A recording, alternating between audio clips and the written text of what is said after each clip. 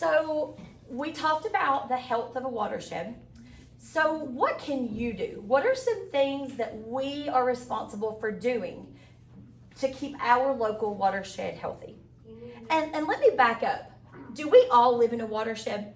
Yes. Yes. Do you remember the name of our local watershed?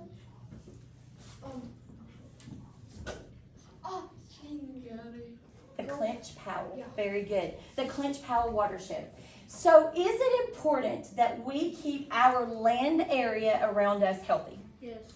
It is. So let's just say you get a sucker from science bingo in Miss Fritz's class and you're on the football field, right, Gavin, at PE. Yes. And you really want that sucker. So I'm just gonna throw that trash going on the ground. I mean, it really doesn't make a difference, right? If there's garbage on the ground. I mean, it's just one piece of garbage. Because once it goes into when it rains, it's gonna push it down to the river. Very, very good job. It's gonna pollute the water. So once it rains, okay, we are going to face a problem, right? Because what if everybody in the 6th grade decides that they want to just throw their trash on the ground and just leave it? It's gonna get a bunch of water. It It's could. gonna get a bunch of trash in the river. Okay, it could have a lot of trash. So let's see what could potentially happen if you leave your trash on the ground during PE, just when you're walking on the track behind our school. Because you're part of a local watershed, right? It sheds the water into the nearest body of water. So on our walking trail here in Pennington, where does the water shed from? The creek. What land area does the water shed from?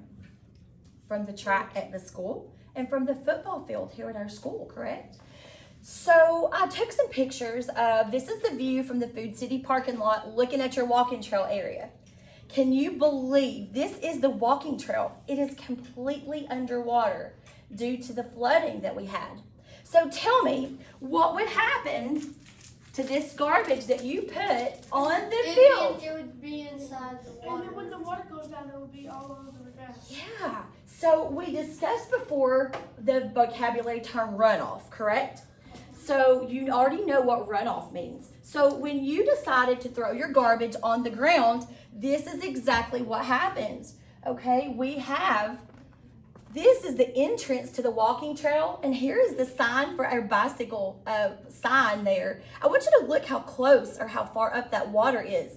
This land area is the land that connects to our school property. Football field. Yeah, to our football fields, right? So anything that was left on the football field, it did. The runoff caused all of that water to come down into this flooding area. This flooding area, when the water receded, where is that going to go back into? It's going to go back into the river, and then it's going to maybe kill all of the living animals in there. Very good.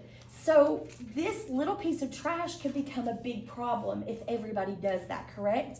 Because as you can see, this is going to go down, and when it goes down, what's left? Trash So everywhere. this abiotic factor, right, could be affected by your garbage. But the abiotic factor will in return affect what kind of other factor? Biotic, very good. All of those living things. Tell me some living things that this garbage could affect. Fish. Very good. And our drinking water, because our drinking water in Lee County does come from the river, correct? So we have to really protect our natural resources. And again, that is a significant amount of flooding, and we could affect it, correct? Good job.